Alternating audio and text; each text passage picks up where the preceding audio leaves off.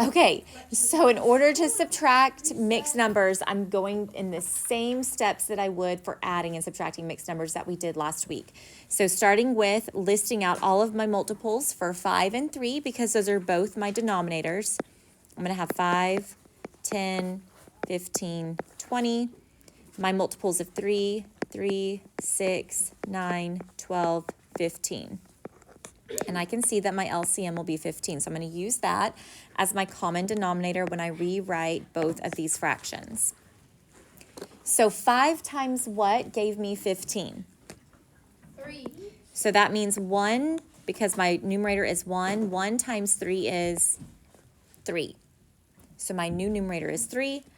For my second mixed number, 3 and 2/3, looking at my denominator 3. 3 times what is 15? 5. So 2 times 5 is 10. Okay, now I'm subtracting, but my problem is I can't subtract 3 minus 10. The most common mistake that I see is students want to immediately subtract 10 minus 3 because you fix it in your mind and you're thinking it's 10 minus 3 and not 3 minus 10. Okay, well, you can't do 3 minus 10. I can solve this problem, but there's another step that I have to do. Okay. Before we keep going, right here in this little box where it says, remember, perform the same operation on top as we did on the bottom. So that's just talking about this piece right here. If I multiply the bottom times 3 to get 15, I do the same thing to the top. Okay, so now we're on step 3 where it says rewrite your equation. I can't subtract, so I'm going to regroup. So now I'm looking at this whole part here. Everybody with me so far? Okay, so when I regroup, I am going to regroup 5 and 3/15. Where did 5 and 3/15 come from? The place. I have 5 and 1/5 here.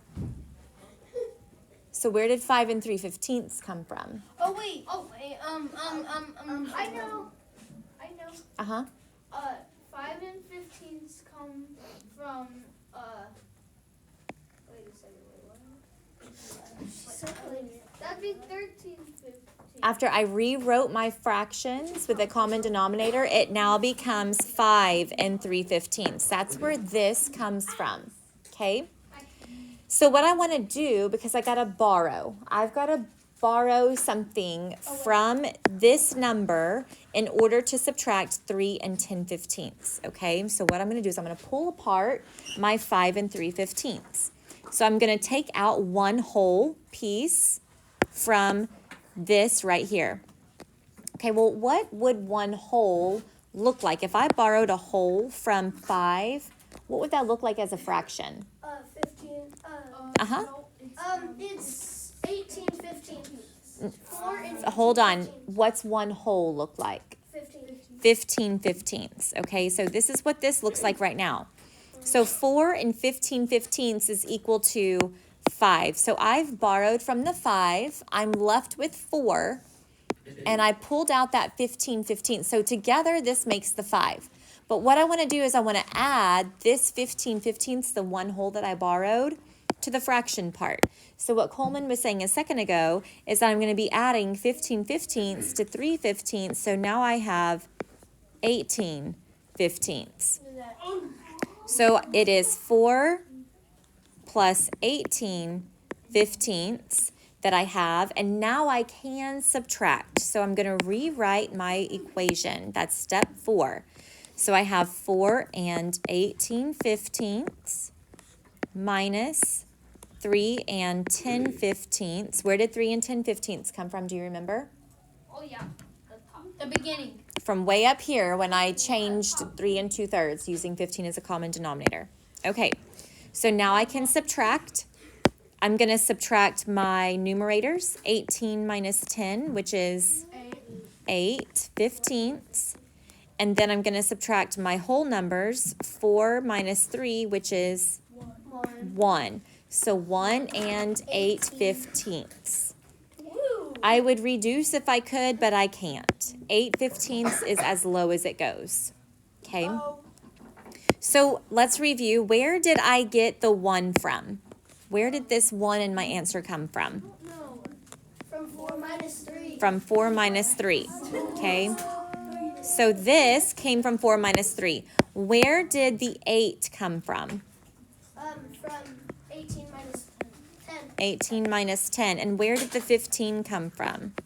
It was the denominator. Yeah. Sorry, but it stayed the same. Right, we want to keep it the same. Okay, whatever I write, you write. If I draw, you draw. If I write something, you write something. Yours should match mine. It should be the same. Okay, we're going to do 2 more practice problems on the next page. So once you have this copied down, go ahead and turn to the next page. And we're going to do 2 more examples together.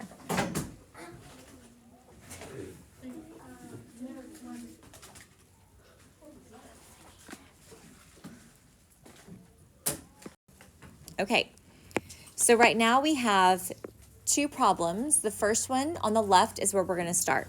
So it's 5 1/8 minus 2 10/12. I'm going to rewrite both of these so that I have a common denominator. So I need to list out my multiples for both. So I have 8 and I have 12.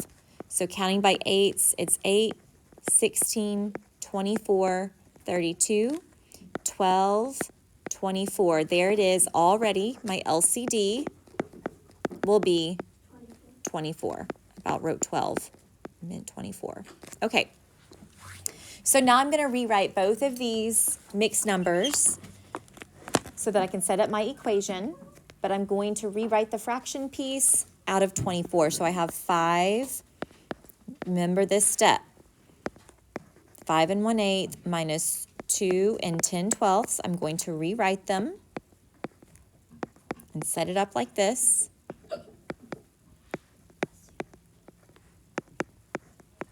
So that I have 24 on the bottom.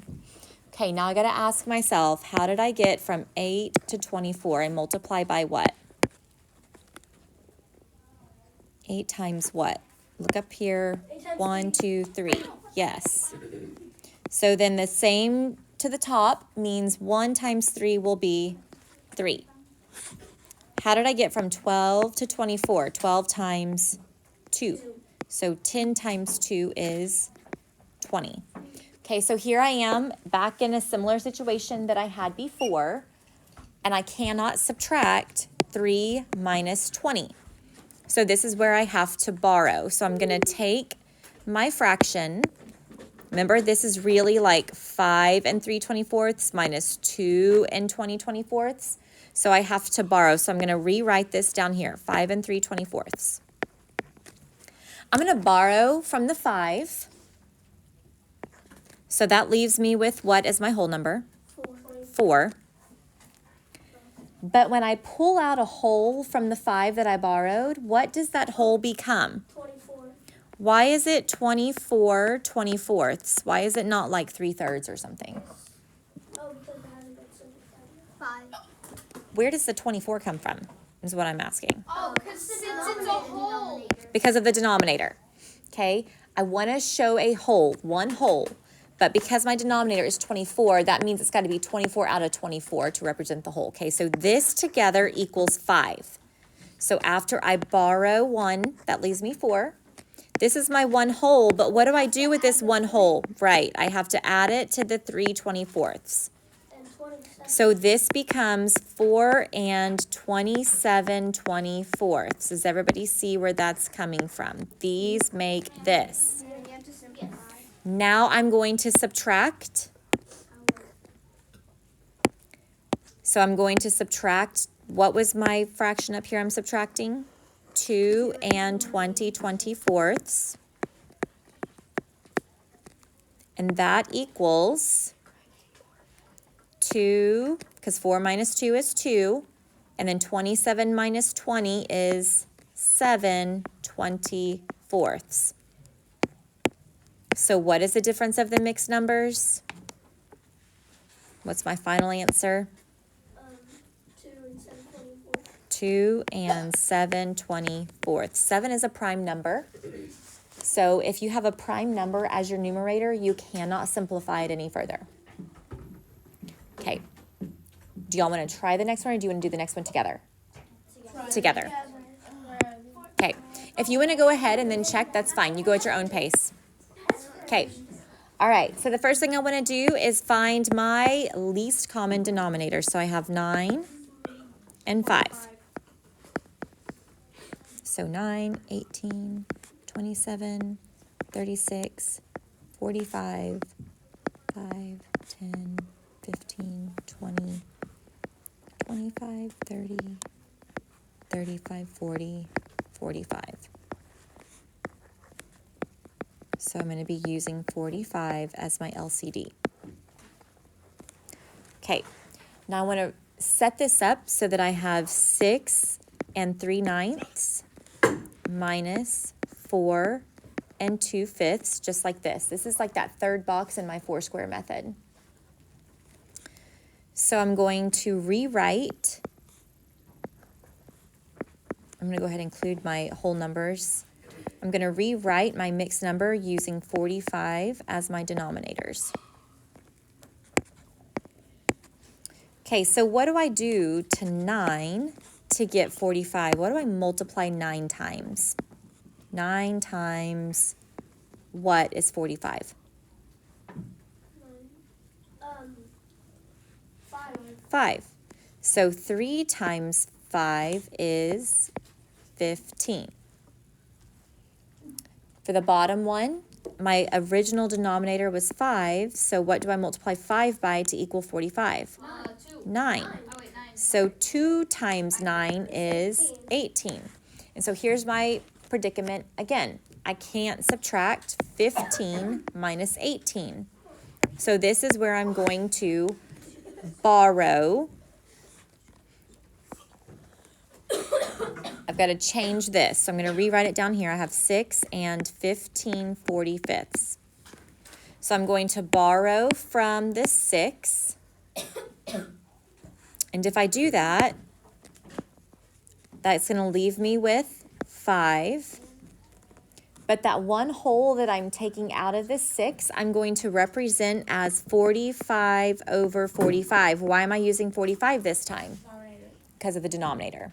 Whatever the denominator is, that's what you're writing to create your whole number, okay?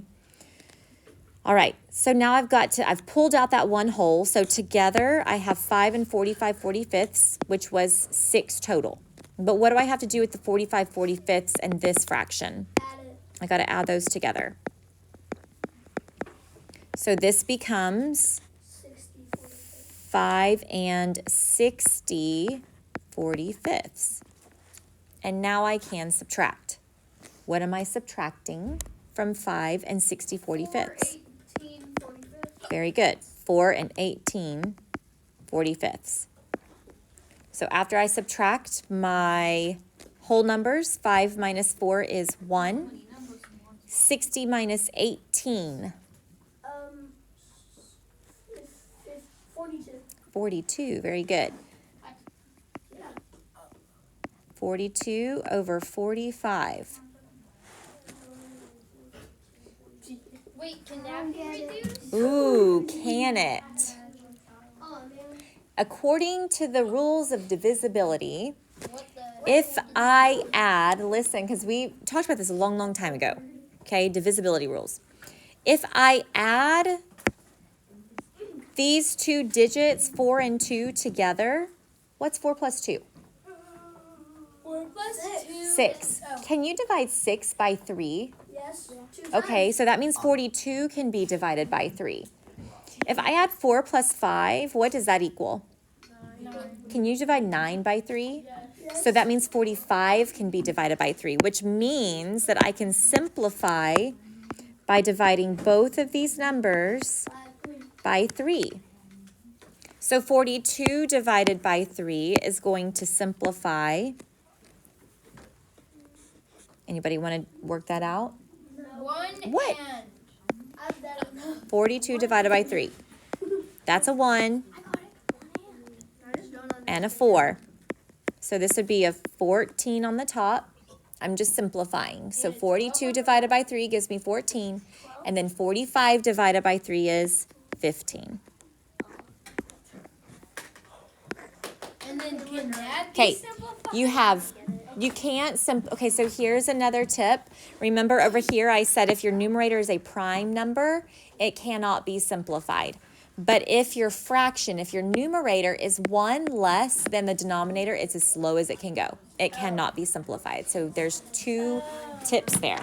Okay. Okay. Okay, we're going to do some more practice. Oh,